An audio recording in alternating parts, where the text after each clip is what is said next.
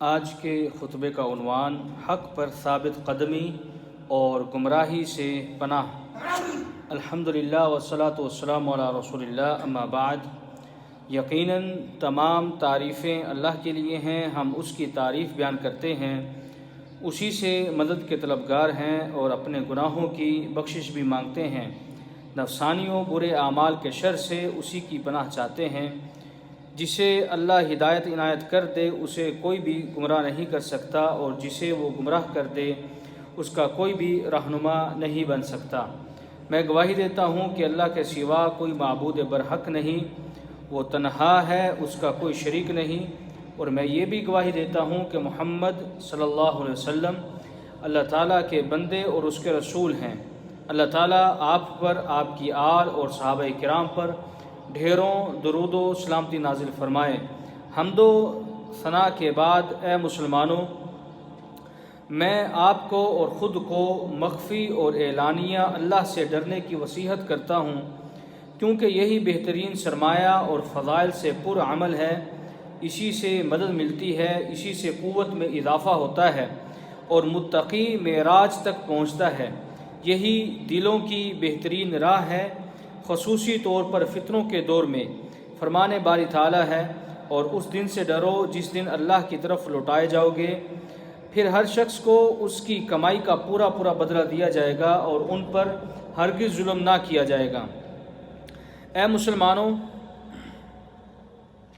اللہ کی طرف جھکنا اور اپنے دل کو اسی کی طرف متوجہ کرنا، اپنے تمام اعضاء کو اطاعت پر لگانا اور تمام اعضاء کو گناہوں سے روکنا ایسا عظیم خزانہ ہے جس کا صلہ آپ کو بعد میں ملے گا۔ اسی میں انسان کی کامیابی ہے، اور اللہ کی طرف سے خاص توفیق ایسے شخص کے اوپر ہے، اور ایسا شخص ہی رحمان کو راضی کر لیتا ہے۔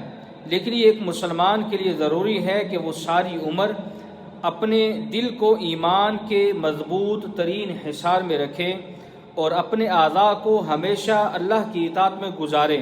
یہی بہترین حفاظت ہے اور یہی کرم اور لطف کی بات ہے۔ انسان کا اپنے رب کی طرف کا سفر پر خطر اور فتنوں سے پر ہوتا ہے، کیونکہ یہی اللہ تعالیٰ کی سنت اور طریقہ ہے۔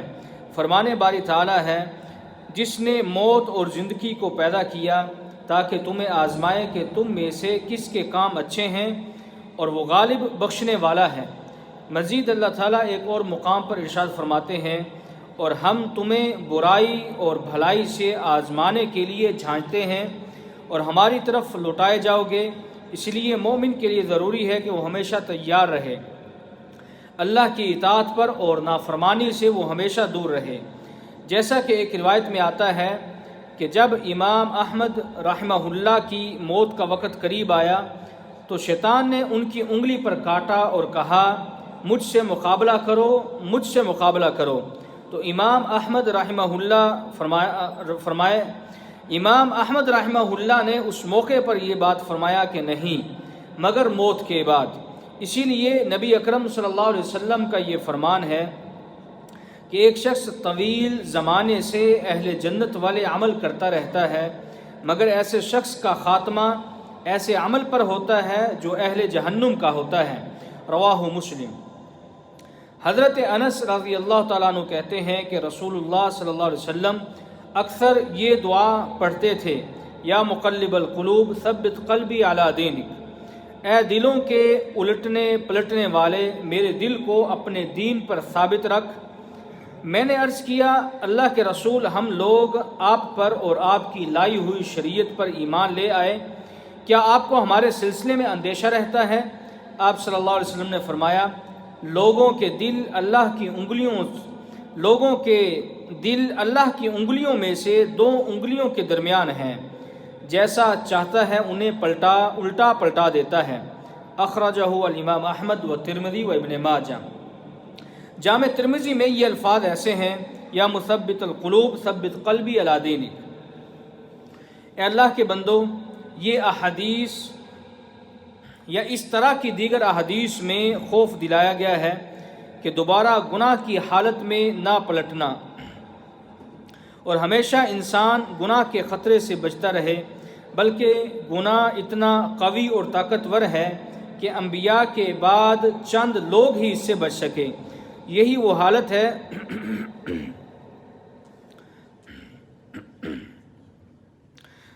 حالت ہے جس سے متقی اور صالح لوگ ہمیشہ ڈراتے رہے اور دوسروں کو بھی اس سے بچنے کی تلقین کرتے رہتے تھے۔ کتنے لوگ ایسے دیکھے گئے ہیں جو ہدایت کے بعد گمراہ ہو گئے، کامیابی کے بعد ناکام ہو گئے، مکمل ہدایت یافتہ اور مستقیم راستے پر چلنے کے بعد منحرف ہو گئے۔ وہ نہیں گرے مگر پختہ ہو کر، اور جب ان پر آزمائش آئی تو پھر وہ پہلی حالت پر پلٹ گئے۔ میں اللہ کی پناہ مانگتا ہوں دوبارہ گمراہی کی طرف پلٹنے سے۔ اسی لیے مومنین کی ہمیشہ یہ دعا ہونی چاہیے، ربنا لا تزغ قلوبنا بعد اذ ہدیتنا وہب لنا من لدنک رحمہ انک انت الوہاب، یعنی اے رب ہمارے، جب تو ہم کو ہدایت کر چکا تو ہمارے دلوں کو نہ پھیر اور اپنے ہاتھ سے ہمیں رحمت عطا فرما، بے شک تو بہت زیادہ دینے والا ہے۔ اے اللہ کے بندو، آج مسلمانوں کی عمومی حالت پر غور کرنے کی ضرورت ہے، جس میں بعض افراد کا تو ظاہری طور پر ضعف، دین سے دوری، واجبات سے افراط، محرمات میں تساہل، گمراہی پر راضی نظر آتے ہیں۔ اس کے علاوہ دیگر وسائل پوری تندہی کے ساتھ اللہ سے دور کرنے میں مشغول ہیں اور اللہ سے غافل کر رہے ہیں۔ اسی لیے ہر بندے کو چاہیے کہ اس بات میں غور کرے کہ وہ واجبات کو ضائع کر کے محرمات میں پڑھ کر اللہ کی رضا کبھی حاصل نہیں کر سکتا۔ انسان اس وقت محرمات کا ارتکاب کرتا ہے جب اسے شیطان امید دلاتا ہے کہ یہ گناہ چھوٹا سا تو ہے اور اس کو کرنے کے بعد تمہیں پاک کر دوں گا، حالانکہ گناہوں سے پاک تو اللہ کرتا ہے اور یہ اللہ کے احسانوں میں سے بڑا احسان ہے۔ فرمان باری تعالیٰ ہے، اللہ ایمان والوں کو دنیا اور آخرت کی زندگی میں سچی بات پر ثابت قدم رکھتا ہے اور ظالموں کو گمراہ کرتا ہے، اور اللہ جو چاہتا ہے وہی کرتا ہے۔ حضرت نواس بن سمعان کلابی رضی اللہ تعالیٰ عنہ کہتے ہیں کہ میں نے رسول اللہ صلی اللہ علیہ وسلم کو فرماتے ہوئے سنا، ہر شخص کا دل اللہ تعالیٰ کی 2 انگلیوں کے درمیان ہے، اگر وہ چاہے تو اسے حق پر قائم رکھے اور چاہے تو اسے حق سے منحرف کر دے۔ رواہ امام احمد و ابن ماجہ۔ اسی لیے اللہ تعالیٰ نے اپنے نبی کو یہ خطاب کیا کہ اور اگر ہم تجھے ثابت قدم نہ رکھتے تو کچھ تھوڑا سا ان کی طرف جھکنے کے قریب تھا۔ حضرت ابراہیم علیہ السلام یہ دعا مانگتے جسے اللہ نے قرآن مجید میں ذکر کیا ہے، اے میرے رب، اس شہر کو امن والا کر دے اور مجھے اور میری اولاد کو بت پرستی سے بچا۔ حضرت یوسف علیہ السلام کی یہ دعا تھی کہ اے اللہ مجھے عورتوں کے مکر و فریب سے محفوظ رکھ۔ اے اللہ کے بندو، ہمارے رب کی کتاب میں بیماری اور اس کا علاج دونوں موجود ہیں۔ گناہ گاروں کو دوبارہ اٹھانے اور دین پر قائم کرنے کا وصف بھی موجود ہے، مگر جو گناہوں میں گرا تو وہ انسان کے اپنے نفس نے اسے گرایا، کیونکہ فرمان باری تعالیٰ ہے، کیا جب تمہیں ایک تکلیف پہنچی حالانکہ تم تو اس سے 2 چند تکلیف پہنچا چکے ہو تو کہتے ہو یہ کہاں سے آئی؟ کہہ دو یہ تکلیف تمہیں تمہاری طرف سے پہنچی ہے، بے شک اللہ ہر چیز پر قادر ہے۔ تو گویا انسان کو گمراہ ہونا اس لیے ہے کہ اللہ نے اس کے دل کو پھیر دیا ہے۔ فرمان باری تعالیٰ ہے، اور جب موسیٰ نے اپنی قوم سے کہا کہ اے میری قوم مجھے کیوں ستاتے ہو حالانکہ تم جانتے ہو کہ میں تمہاری طرف اللہ کا رسول ہوں، پس جب وہ پھر گئے تو اللہ نے ان کے دل پھیر دیے، اور اللہ نافرمان لوگوں کو کبھی ہدایت نہیں دیتا۔ اللہ تعالیٰ مزید ایک اور مقام پر ارشاد فرماتے ہیں، پھر میں اپنی آیتوں سے انہیں پھیر دوں گا جو زمین میں ناحق تکبر کرتے ہیں، اور اگر وہ ساری نشانیاں بھی دیکھ لیں تو بھی ایمان نہیں لائیں گے، اور اگر ہدایت کا راستہ دیکھیں تو اسے اپنی راہ نہیں بنائیں گے، اور گمراہی کی راہ دیکھیں تو اسے اپنا راستہ بنائیں گے۔ یہ اس لیے ہے کہ انہوں نے ہماری آیتوں کو جھٹلایا اور ان سے بے خبر رہے۔ جس کا دل سخت اور مردہ ہو گیا تو اس کا سبب صرف اور صرف گناہ ہی ہے، کیونکہ فرمان باری تعالیٰ ہے، ہرگز نہیں بلکہ ان کے برے کاموں سے ان کے دلوں پر زنگ لگ گیا ہے۔ خواہشات کی پیروی، دنیا سے مضبوط تعلق گمراہی کا سب سے بڑا سبب ہے۔ انہی سے بندہ علم کی برکت سے محروم ہو جاتا ہے، کیونکہ فرمان باری تعالیٰ ہے، اور انہیں اس شخص کا حال سنا دے جسے ہم نے اپنی آیتیں دی تھیں، پھر وہ ان سے نکل گیا، پھر ان کے پیچھے شیطان لگا تو وہ گمراہوں میں سے ہو گیا، اور اگر ہم چاہتے تو ان آیتوں کی برکت سے اس کا رتبہ بلند کرتے، لیکن وہ دنیا کی طرف مائل ہو گیا اور اپنی خواہش کے تابع ہو گیا۔ اس کا تو ایسا حال ہے جیسے کتا اس پر تو سختی کرے تو بھی ہانپنے اور اگر چھوڑ دے تو بھی ہانپے۔ یہ ان لوگوں کی مثال ہے جنہوں نے ہماری آیتوں کو جھٹلایا، سو یہ حالات بیان کر دے شاید کہ وہ فکر کریں۔ جنہوں نے ہماری آیتوں کو جھٹلایا ان کی بری مثال ہے، اور وہ اپنا ہی نقصان کرتے ہیں۔ جسے اللہ تعالیٰ ہدایت دے وہی راہ پاتا ہے، اور جسے گمراہ کر دے پس وہی لوگ نقصان اٹھانے والے ہیں۔ اے اللہ کے بندو، بلا شبہ صالح لوگ اور نیک لوگوں کا یہ وتیرہ رہا ہے کہ وہ ہمیشہ اپنے دلوں کی اصلاح کرنے پر فکر مند رہتے ہیں۔ یہی نیکی اور تقوی ہے، اور اللہ کے ساتھ انس اور محبت کی دلیل ہے۔ یہی مناجات کی لذت ہے، یہی ایمان اور یقین ہے۔ ہمہ قسم کی خیر کو صرف اور صرف دلوں کو پاک کر کے ہی حاصل کیا جا سکتا ہے، اور یہ خیر کے کام مردہ دل، ظلمات میں گرے گناہوں سے لت پت دل ہرگز حاصل نہیں کر سکتا۔ اسی لیے حضرت خلیل ابراہیم خلیل علیہ السلام یہ دعا مانگا کرتے تھے، اور مجھے ذلیل نہ کر، اے اللہ مجھے ذلیل نہ کر جس دن لوگ اٹھائے جائیں گے، جس دن مال اور اولاد نفع نہیں دیں گی مگر جو اللہ کے پاس پاک دل لے کر آیا۔ یہ بات بھی اللہ کے عدل میں سے ہے کہ وہ ایسے کسی شخص کو گمراہ نہیں کرتا جو اس کی طرف اتباع اور ہدایت کے ساتھ رجوع کرتا ہے۔ فرمان باری تعالیٰ ہے، اور اللہ ایسا نہیں ہے کہ کسی قوم کو صحیح راستہ بتلانے کے بعد گمراہ کر دے جب تک ان پر واضح نہ کر دے وہ چیز جس سے انہیں بچنا چاہیے۔ بے شک اللہ ہر چیز کو جاننے والا ہے۔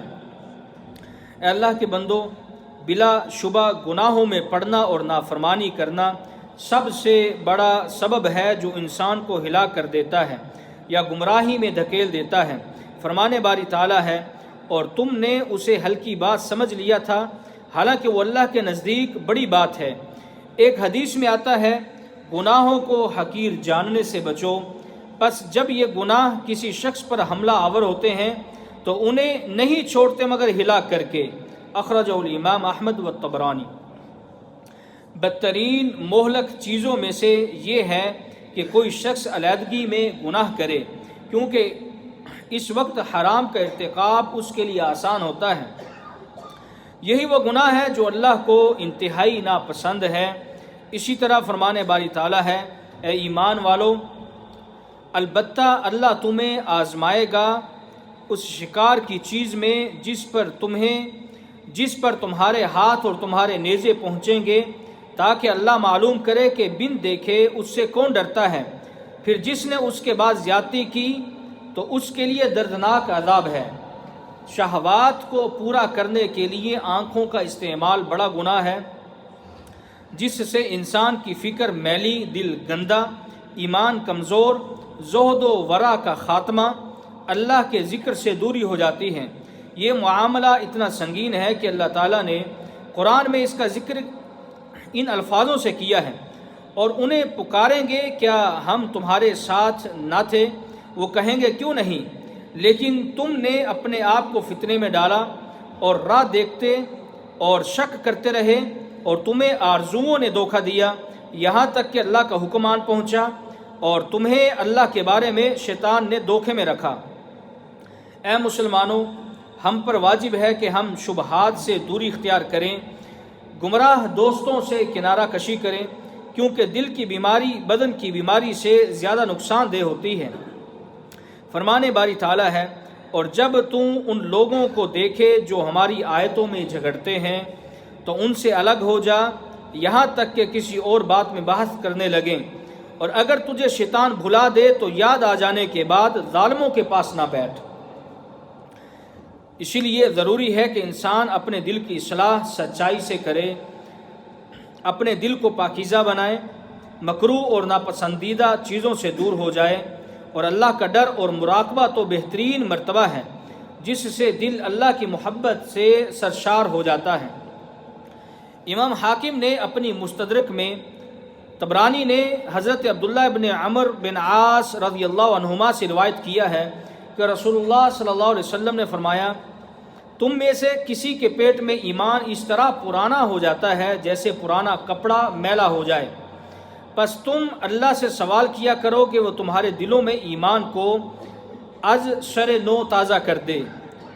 صحیح مسلم میں ہے کہ نبی اکرم صلی اللہ علیہ وسلم یہ دعا ہمیشہ مانگا کرتے تھے، اے اللہ میرے نفس کو اس کا تقوی عطا کر اور اس کو پاک رکھ، تو ہی اس کو بہترین پاک کرنے والا ہے، تو ہی اس کا ولی اور مولا ہے۔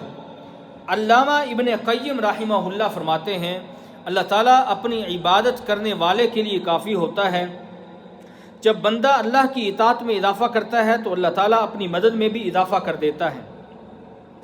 اسی لیے رسول اللہ صلی اللہ علیہ وسلم نے فرمایا، فساد اور فتنے کے وقت عبادت کرنے کا اتنا ثواب ہے جیسے میرے پاس ہجرت کرنے کا۔ اسی لیے ہر وہ مومن خوش نصیب ہے جو نماز کے لیے نکلے، عبادت کرے جب لوگ غافل ہوں اور اپنے کاموں میں مشغول ہوں، لیکن اللہ کا بندہ ہمیشہ مطمئن دل کے ساتھ اسی کی عبادت کرتا رہتا ہے۔ فرمان باری تعالیٰ ہے، اور ہم نے موسیٰ کو تختیوں پر ہر قسم کی نصیحت اور ہر چیز کی تفصیل لکھ کر دی، سو انہیں مضبوطی سے پکڑ لے اور اپنی قوم کو حکم کر کہ اس کی بہترین اور اس کی بہتر باتوں پر عمل کریں، ان قریب میں تمہیں نافرمانوں کا ٹھکانہ دکھاؤں گا۔